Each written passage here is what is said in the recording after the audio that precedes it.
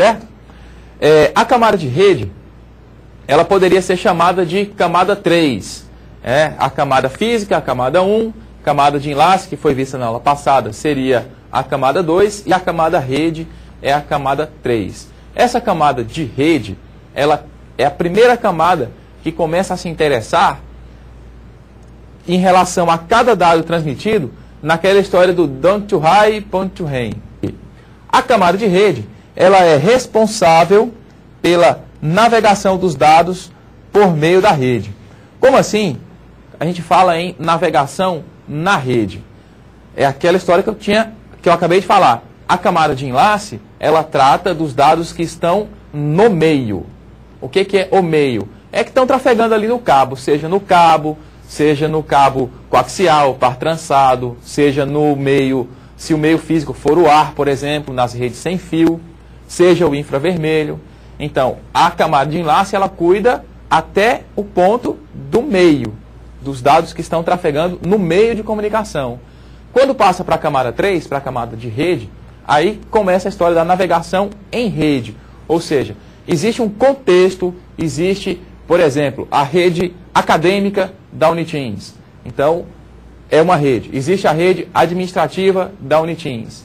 Então, através da camada de rede, a gente consegue, por exemplo, controlar a navegação dos dados entre redes diferentes, ou ainda dentro de uma mesma rede, ok? É nesse sentido que a gente vai trabalhar. E na sequência, nós podemos dizer que a camada de rede, ela tem o papel, ou na camada de rede, algum elemento nessa camada tem o papel de encontrar o melhor caminho. O melhor caminho para quê? O melhor caminho para a navegação dos dados. Como assim o melhor caminho para a navegação dos dados? A gente sabe que quando temos redes diferentes, por exemplo, existem diversos caminhos que um datagrama, que um pacote pode seguir. Esse pacote, ele vai, o que determina que ele siga por uma rota e não pela outra? Tem que ter uma razão para isso. A gente sabe, por exemplo, que redes diferentes podem ter meios de comunicação diferentes. Uma determinada rede pode ser cabeada com cabos de par trançado, e a outra rede pode ser cabeada com cabo coaxial. Não está mais em uso atualmente, caiu muito, mas ainda existe. A gente sabe que as taxas de transferência são diferentes. Se eu posso enviar um pacote por uma rede ou por um caminho que é todo par trançado, eu vou escolher um outro caminho que parte dele seja cabo coaxial, que é mais lento? Obviamente que não. Então, algum componente que atua na camada de rede vai ser o responsável por determinar qual vai ser o melhor caminho para que o pacote, para que o datagrama seja transferido. E esse melhor caminho ele vai ser baseado, por exemplo, no tempo de transferência, na taxa de transferência, na latência da rede, no throughput da rede e outras variáveis que são importantes nesse domínio. O endereçamento, o esquema de endereçamento também é usado pelos dispositivos para determinar o destino dos dados à medida que se movem dentro da rede.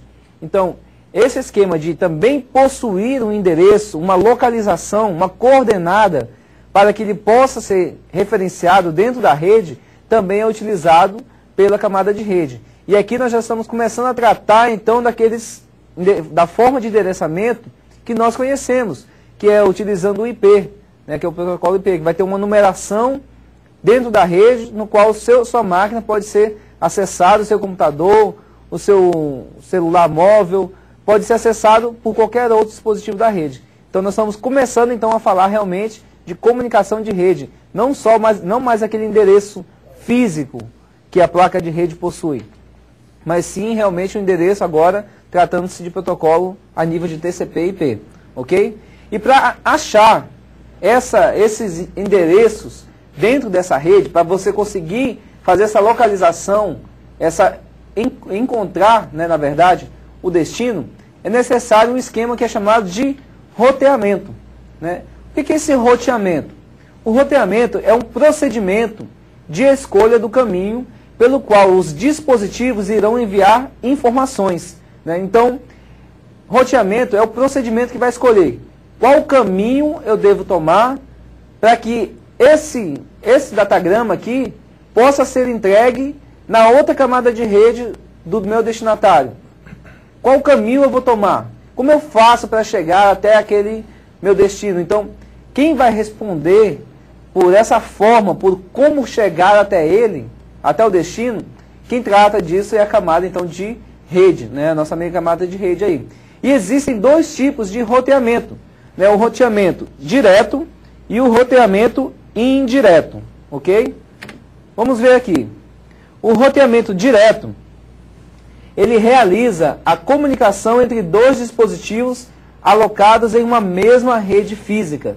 Quer dizer, essas formas de roteamento, eu vou conseguir encontrar um determinado host, uma determinada impressora dentro da minha própria rede local. Ela não vai precisar acessar uma rede externa à minha. Roteamento indireto. Ele realiza a conexão entre dois dispositivos localizados em redes diferentes. Então, um exemplo clássico para você é o seu computador na sua empresa acessando uma página na web. O computador responsável pelo site da Uniteams, pelas páginas da Uniteams, ele não está aí dentro dessa rede local dos seus computadores. Ele está numa rede completamente diferente.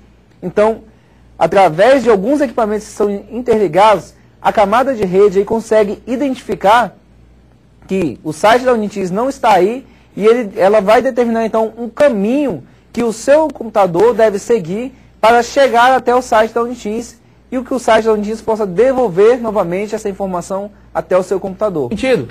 Um algoritmo é a parte do programa do nível de rede responsável por definir qual caminho um pacote deve ser encaminhado a fim de chegar ao destino desejado.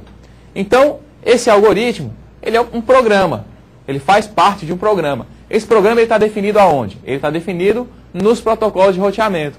Então, o roteador é o equipamento que vai executar um programa que recebe pacotes e transmite pacotes. Ele recebe, determina uma rota que esse pacote deve seguir e encaminha o pacote por essa rota. Sempre, sempre. Mesma coisa, sempre, toda vez. Tá certo? E um algoritmo de roteamento, ele deve ter algumas características. Vamos ver quais são.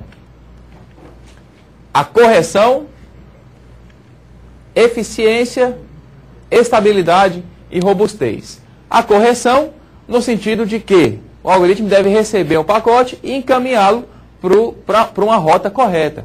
Por exemplo, não pode mandar o pacote para uma rota que, por essa rota, ele não chega naquele destino. Existe a possibilidade? Existe. É difícil? É. Mas pode acontecer.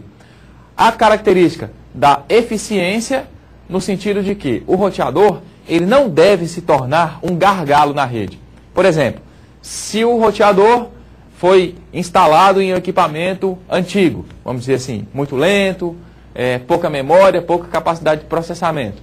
Então, vai ser criada uma fila grande de pacotes esperando para serem reencaminhados por aquele roteador. Isso vai se tornar um gargalo na rede. Ou ainda, ele não dá conta de processar todos os pacotes e simplesmente descarta os pacotes, são descartados. E aí eles têm que ser reenviados, gera mais tráfego na rede e vira uma bola de neve e acaba que a rede não vai funcionar corretamente. E também a característica da robustez e estabilidade. O que significa robustez, por exemplo? É a capacidade de tratamento de erros. Então, por exemplo, ele recebe, vamos supor que ele recebe um pacote sem o destinatário. Então ele manda de volta para o remetente, alguma coisa desse tipo. Ele tem que tratar os erros que possam vir a acontecer.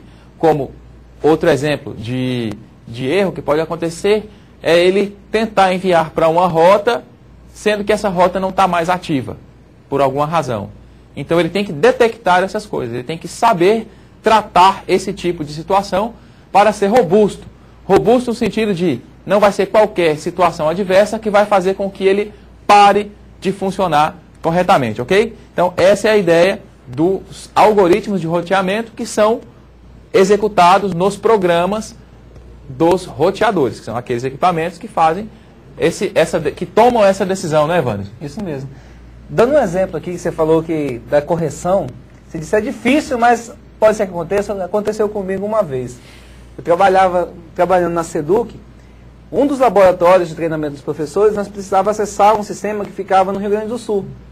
E, por algum